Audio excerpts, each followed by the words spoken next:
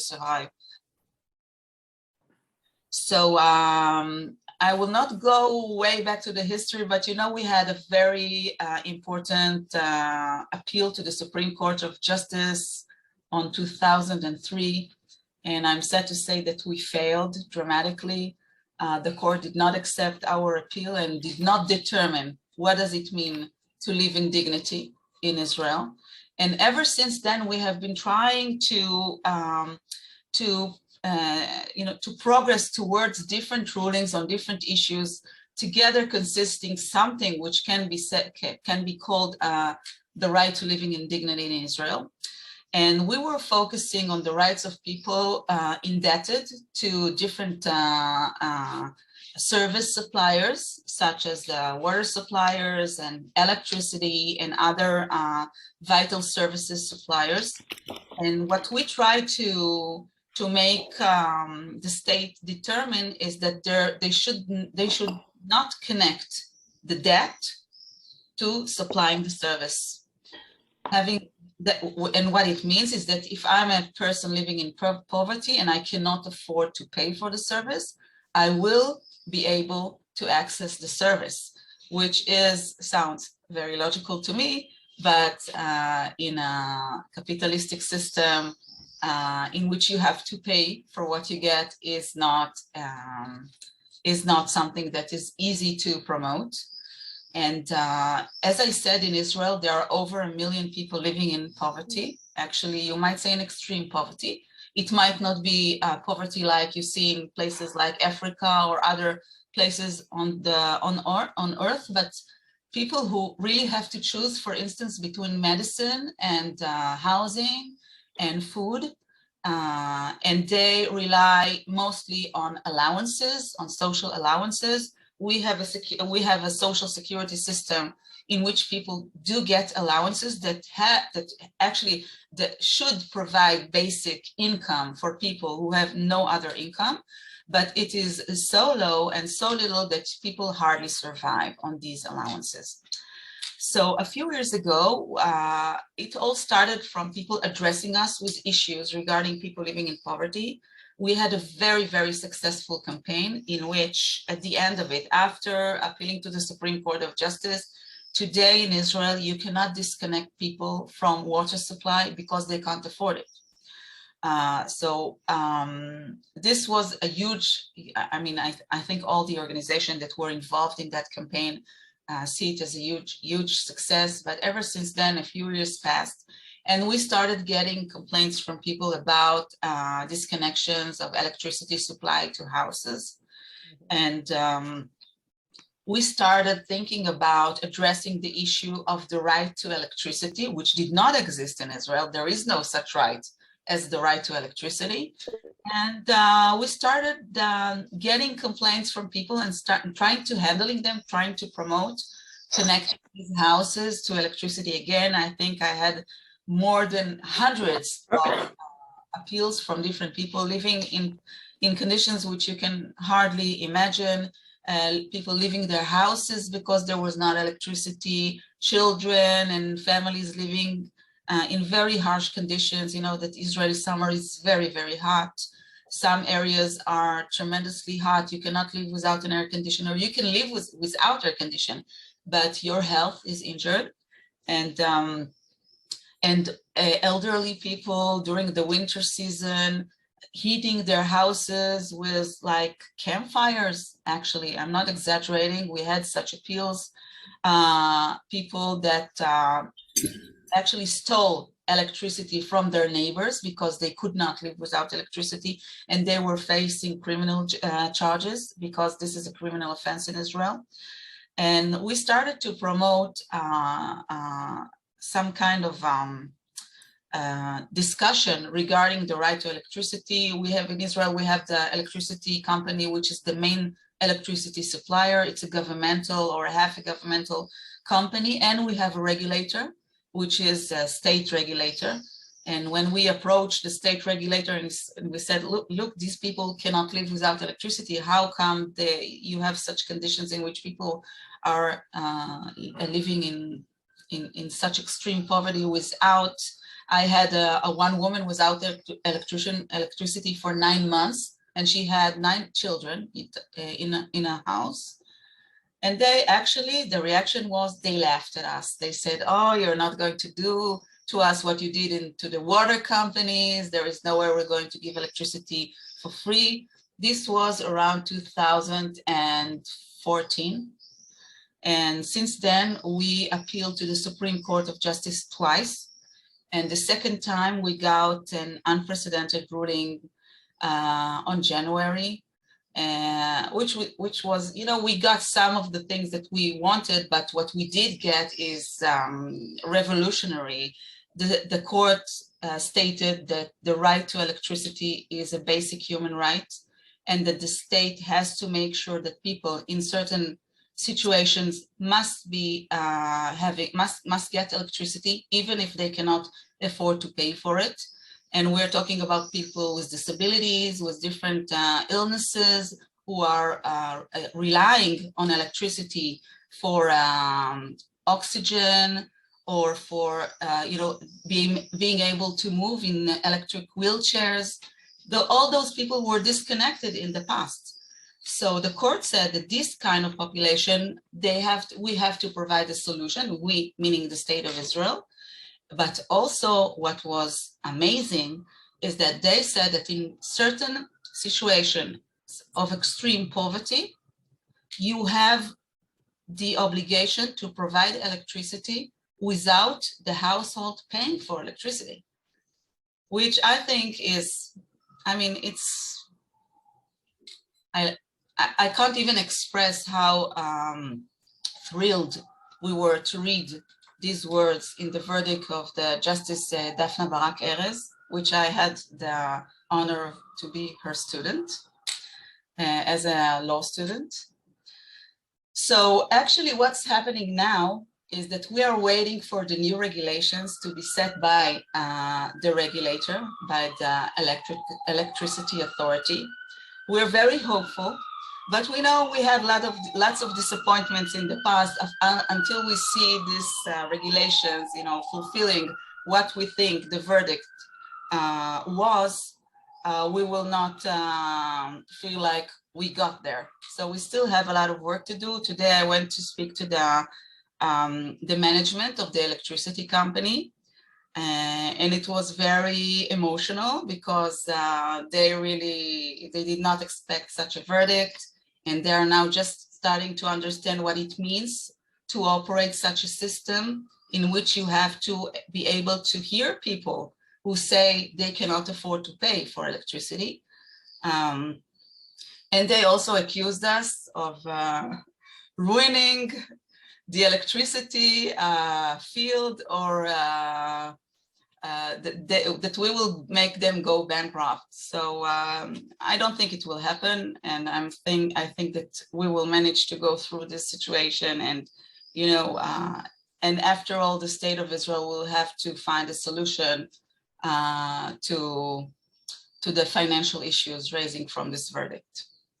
So this is the newest involvement in the rights and the right to living in dignity. But I want to say a few words, if I have the time, about something that I have been doing. Actually, ACRI Israel is the only organization in Israel dealing with this issue, which is very sensitive and is common to many, many countries around the globe, also, I think, in Canada. And this is the case of the procedural rights of people, parents and children during child protection processes. So when we started working on this issue, I may be blunt, but people did not have procedural rights. They could have decisions made without them being present.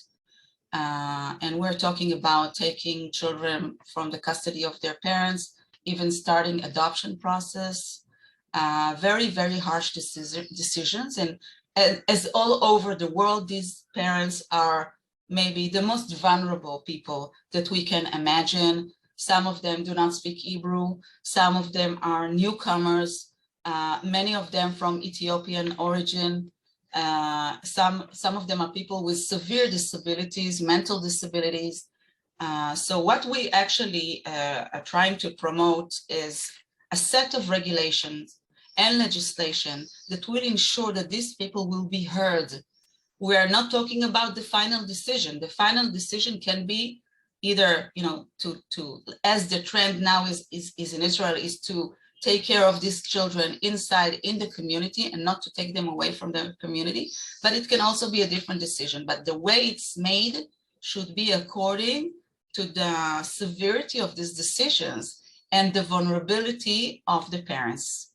So we already filed an appeal to the Supreme Court of Justice. And due to that, after that appeal, the Ministry of Welfare started writing, or actually more than writing, they already have a legislation which is stuck for over 3.5 years. Nothing is done with that. And in the meanwhile, people are not allowed to be represented in committees in which decisions are made. Some of them are not legally represented at youth courts. And the situation continues to be very much the same. So we are actually planning to file a new appeal very, very soon. I think in the next few months, we're going to do it and focus on the right to be legally represented. Not because we think that lawyers are the solution for all the problems. Lawyers have, they raise the legal representation in such circumstances raises a lot of issues as well. But at least when you have a lawyer present, which represent the parents and the child has the right to be represented as well, you can make sure that procedural rights are protected and maintained. Wow, Maskit. Big things. I mean, the list of accomplishments, especially in the legal realm, that ACRI has achieved over its 50 years. Mazal tov. ACRI is 50 years old this year. We're celebrating 50 years of activity as the oldest and the biggest human rights organization in Israel. And we work on human rights in all, I'm sure most of you heard about our activity in protecting the human rights of people in the occupied territories and the Arab minority in Israel. But we do a lot more, as I said before. We picked all 4 partners today, which have a lot to crow about. But just if, on behalf of us, we get to say like Mazal Tov and thank you for those things. We have 6 minutes left before we're going to go back to the main room and people will get to switch. So now is the time. If you'd like to ask a question, throw it in the chat, hop off of mute. Just go ahead and ask it. If there's a couple of people talking at the same time, don't worry, I'll get your question. So Laurel Rothman, I see your hand. Hi, thanks for that excellent presentation. I've done a lot of anti-poverty work here in Canada, and I'm a little familiar with the stats in Israel. They are most discouraging. I mean, with growing inequality, poverty has really grown. I wondered if you could describe to us just a bit about who's in poverty in terms of age, ethnicity, geographic location, anything, just to give a bit of a brief look at. So I think Maskit, hold, just let's take a couple more questions and see if you can answer a bunch of them at once, because we'll be short on time. Does anybody else have an additional question that they want to ask of Maskit? No, it's all right, then go ahead. Maybe we'll get one more in. I think the poorest populations in terms of populations are the ultra-Orthodox population in Israel and also the Arab population. They are statistically the poorest in Israel. You also have quite a large numbers of single mothers, either divorcees or single mothers who are living in extreme poverty. And I think when you look about the status, the personal status of who are the poorest, these women are the poorest in Israel. And also people from, newcomers, people from Ethiopian origin, when it comes, for instance, for taking care of children at risk or defining who is a child at risk. So you see a lot of Ethiopian origin children. And at the past, we had people coming from Muslim countries, what we call Mizrachis. They were, I don't want to say targeted by the welfare system, but they were actually suffering from a lot of policies that made their children at risk many times. So these are the poorest people in Israel. Of course, you can go into you can go into different specifications, like people with disabilities. They are some of the poorest people in Israel. But when you speak about populations, it's the ultra-Orthodox population and the Arab population in Israel. They are the poorest. Maskit, there's a couple of related questions in the chat. Like, can you provide any numbers about the amount of people who receive social welfare, like the amount that they receive for social welfare relative to the cost of living? Like how much below the poverty line are the payments? And another question from Leslie. Paul asked real quickly, did the Supreme Court give a reason for refusing to deal with the petition to determine how much is necessary to live? Yeah. And then real quick, because then our group is going to end and we'll be back in the main room. So I'll start with Paul's question. It's a good question. I think that the question itself has quite an obvious financial implication and repercussions if you determine that the person needs X shekels for living. And we know today that the allowances are much, much less than that, even a third or even a fourth, then it has financial implications. And the court just did not want to rule on that issue. And I think that many times it's really related to who are the people, sitting on the throne and having to decide the fate of people living in poverty. Do they understand poverty? Did they ever see poverty? I can tell you that today, President Chayut and many Supreme Court justices are people that in origin lived in poverty, and they are much more open to those kinds of appeals than in the past. So as for the second question, you have about 100,000, more than 100,000 households who are getting the lowest income, the most basic income, which is just the basic income that supports people who don't work. So these are, and their families, and you have also people on disability allowance and also single mothers on alimony, more than 1 million people on allowances in Israel. It's a lot. We are a bit more than 9 million. So just imagine the percentage of people living in poverty, and it's rising all the time.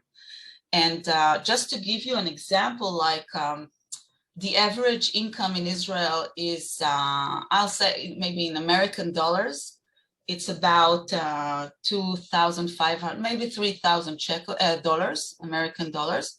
So the basic income, and it depends, if you're an old person just getting, it's not even a pension, it's an allowance for the elderly and some kind of compensation, it can be less than $1,000, much less than $1,000, for instance. Or a family of two parents and two children, around $900. So, and the minimum wage is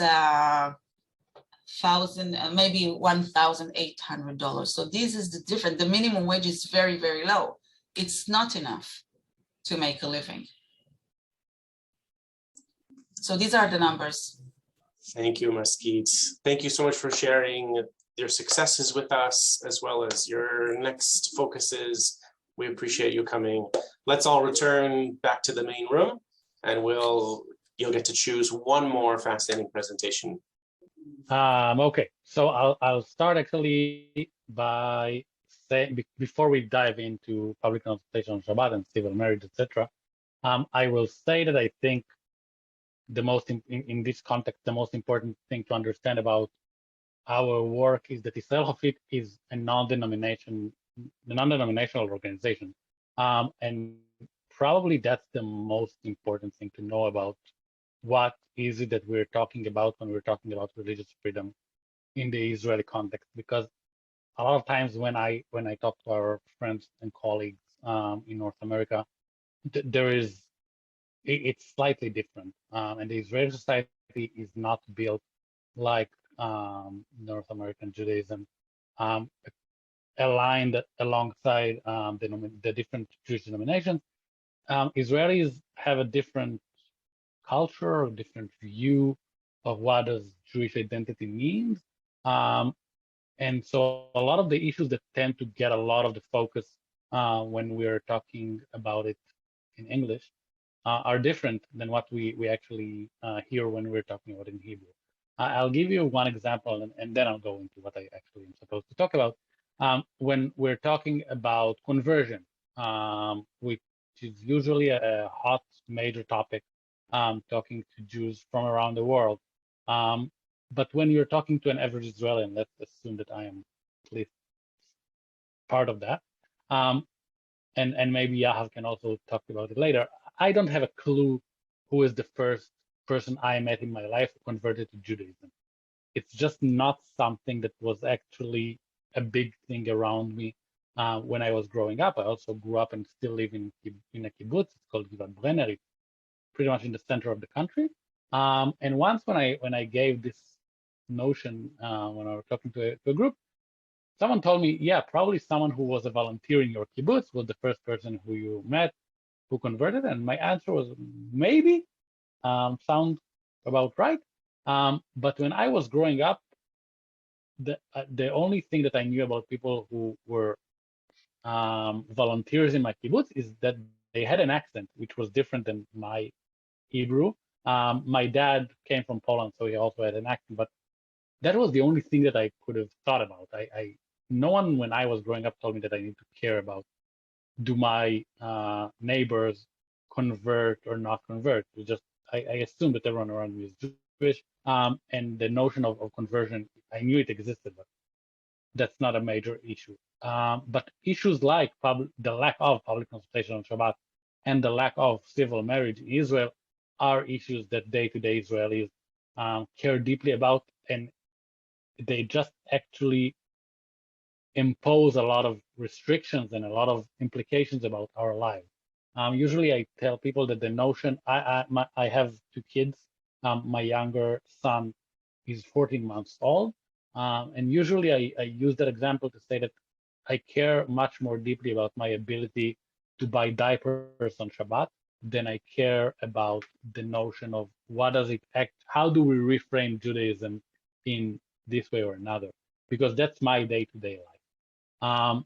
And when I was talking to Hannah leading up to this event, which I want to thank NIF Canada for inviting me to participate in, we talked about the fact that I guess that the majority of the people in the room now haven't been to Israel for a while because COVID, etc. And on your next visit, if you'll happen to spend the weekend in pretty much every major city in the center of the country, you will have public consultation on Shabbat running around your hotel or your Airbnb or your family house in which you stay in.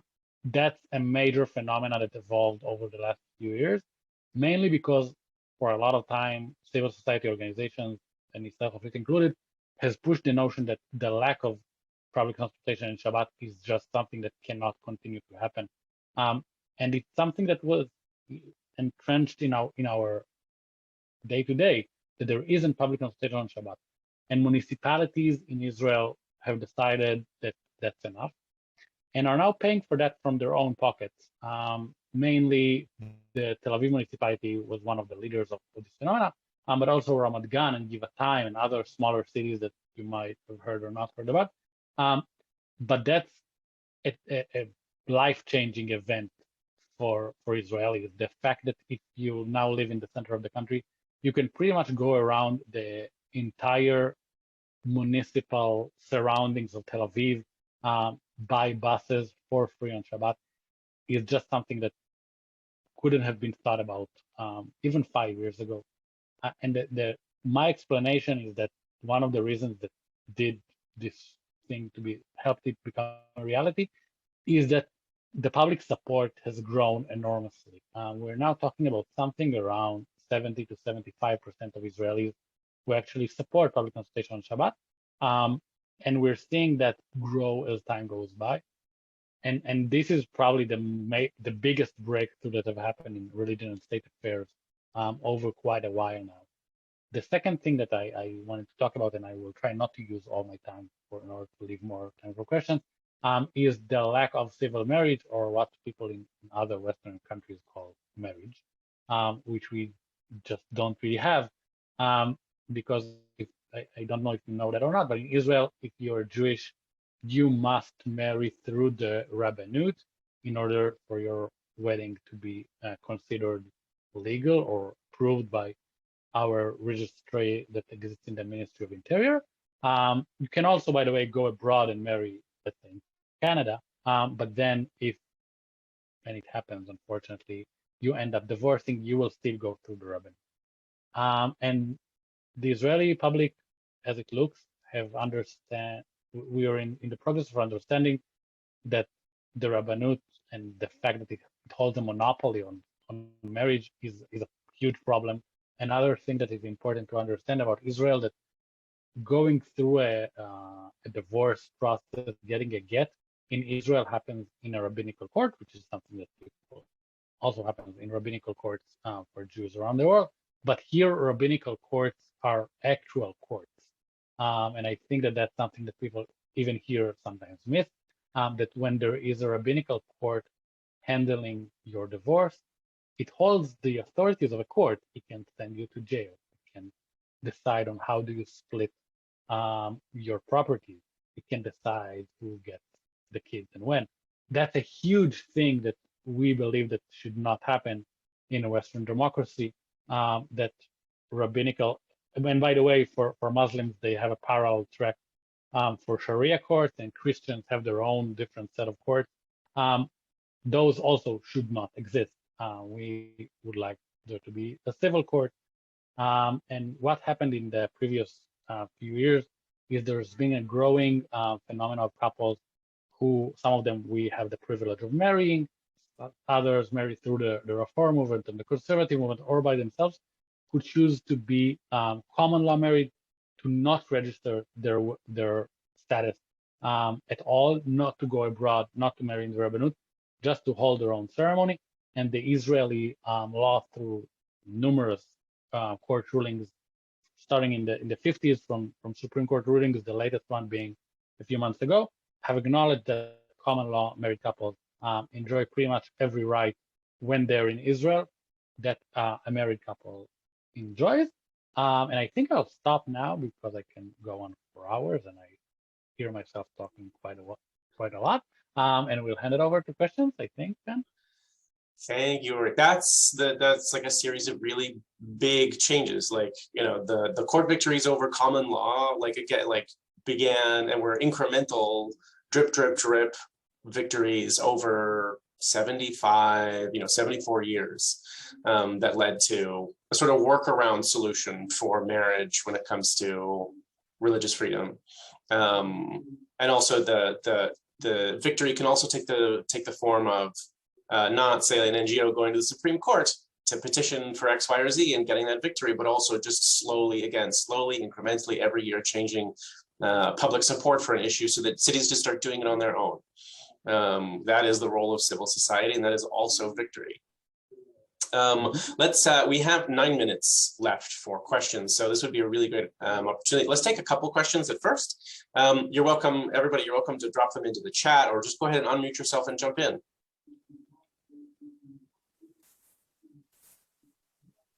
Lee, go ahead. Thank you. Well, I'm interested in the development of transportation on Shabbat. And as you said, you know, there are some municipalities that have taken it on themselves. But I gather there is still no transportation between municipalities. You can't go from Haifa to Tel Aviv, for instance, on Shabbat. What do you see as the next sort of development in that area? So you're absolutely right. Let's take a couple questions. Okay. Yeah, let's just do a couple, just in case I don't want anybody to get left out inadvertently at the end. Anybody else have another question they want to ask? Can you comment on the current and hoped for future status of conservative and religious movements in terms of their ability to control civil issues like marriage and divorce within the Israeli context? Thanks, Okay. And then Great. I've got my own question that I'll throw in there. Can you point to some of you said that 75% of the public now supports public transportation on Shabbat. Can you give us an example? Like, do you know what it was at another point? And I see a question from Paul that says, can you give a summary of the situation with same-sex marriages, divorces, etc.? Okay, just a few small questions, Uri. Go for it. Yeah, and I'll try to get it all in time. So, first of all, some of the municipalities, again, in the Gush Dan area, their transport abilities do go between the cities and are actually correlated. The entire project is correlated between the municipalities pretty much all together in order for it to actually be a worthwhile public transportation. It actually helps you get to places and not just like a niche solution that is nice to see when you see a bus, but it's not really helpful. And you see that it's working mainly because the numbers go up pretty much every month. We are in close contact with the municipalities and we get the numbers, and it's just a very successful service, which I think is the most important thing here, because the ability to actually do something is for it to be easy and achievable, and not something that you need to work around and think about. You just want to have the ability to go do that. So there are, at the moment, there are options to go between cities, but you're right, it's the cities in the center of the country. There are some solutions also for going to Haifa, etc., but these haven't developed enough. And I think that the next step is actually another thing that's happening in the center of the country at the moment. We're going, hopefully, to have a light train in the very foreseeable future, which I know sounds weird, but we don't have that at the moment in any place that isn't Jerusalem, and something in Haifa, which isn't really that big. So in November 2022, the light train in the larger Gush Dan municipality area should begin to work, and I think that that's going to be the next major development that we would like to see, and that we're actually working on, mainly because it's a new project. The Israeli government has invested 18 billion shekels in the project so far. It has literally ruined the lives of a lot of people whose streets have been dug out for years and years.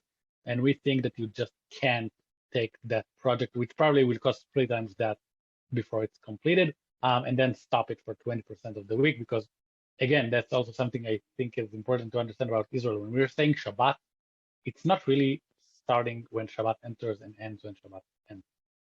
The trains, regular trains here, now when we're at the daylight saving times, they stop at 1:30 p.m. on Friday, and they go back on at like 9:30, 10 p.m., if at all, on Saturday night. So that's a lot of time. It's not just the 25 hours of Shabbat.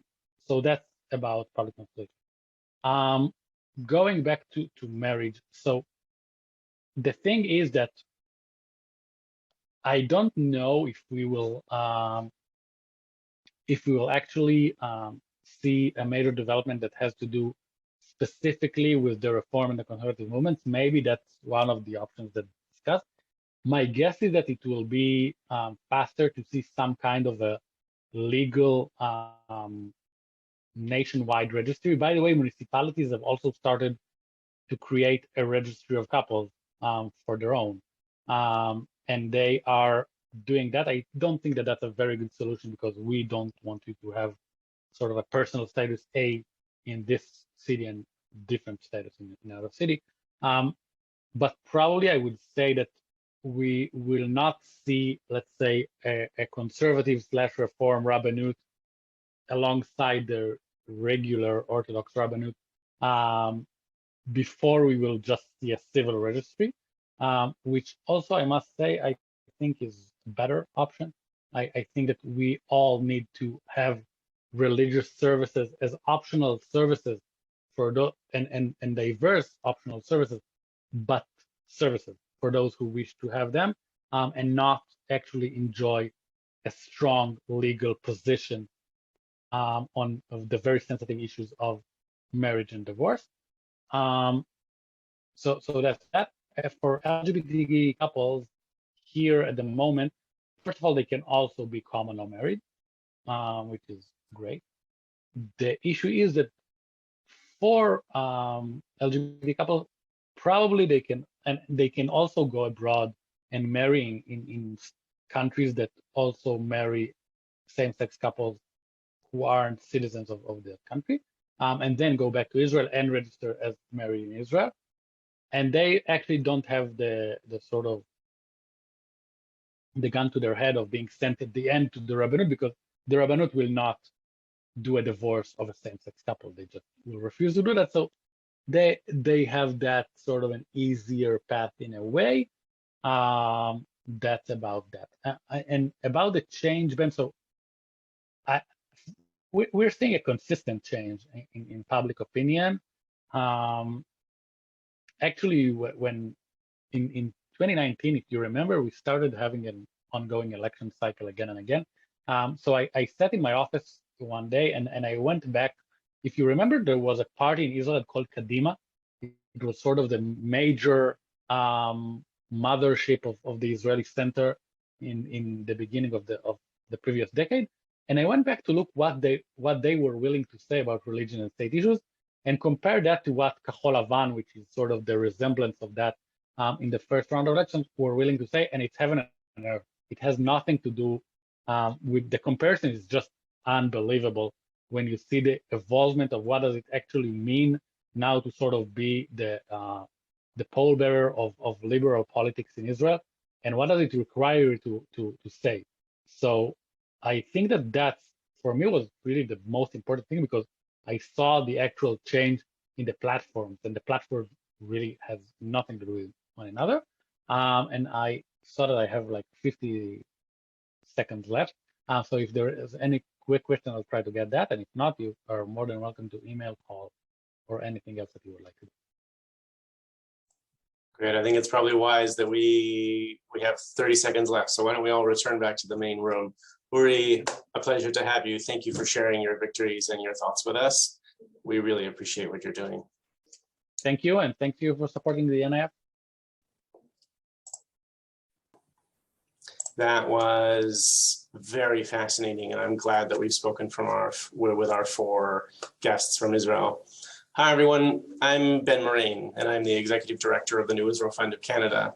Maskit, Lev, Uri, and Ori have unpacked ways that Israel has come so far in the past 74 years.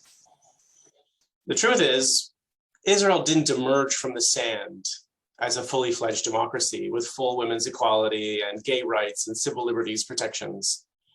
Those achievements were hard won by Israelis of all stripes dedicated to making their country better.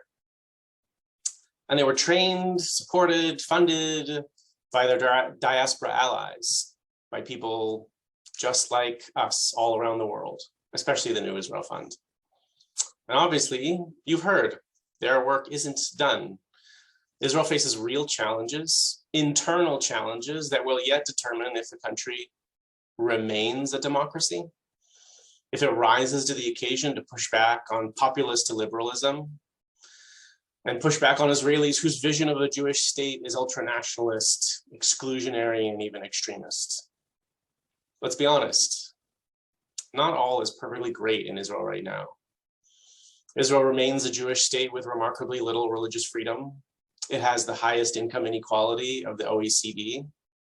Palestinian, Bedouin, Druze, and other Arab citizens are second class in both constitutional terms and in their lack of public funding. This is also the 55th year of the occupation, wherein Israel presently rules nearly 5 million non-citizens under military law. There's a little bit ways to go. So on this Yom Haatzmaut, like every Yom Haatzmaut, we celebrate what is indeed good, and we rededicate ourselves to fixing what is broken. I personally wouldn't be doing this work if I didn't believe that people like Maskit Lev, Uri, Ori, and thousands, if not millions of other Israelis have what it takes to fully achieve the vision in Israel's aspirational Declaration of Independence. It wrote, the state of Israel will foster the development of the country for the benefit of all its inhabitants.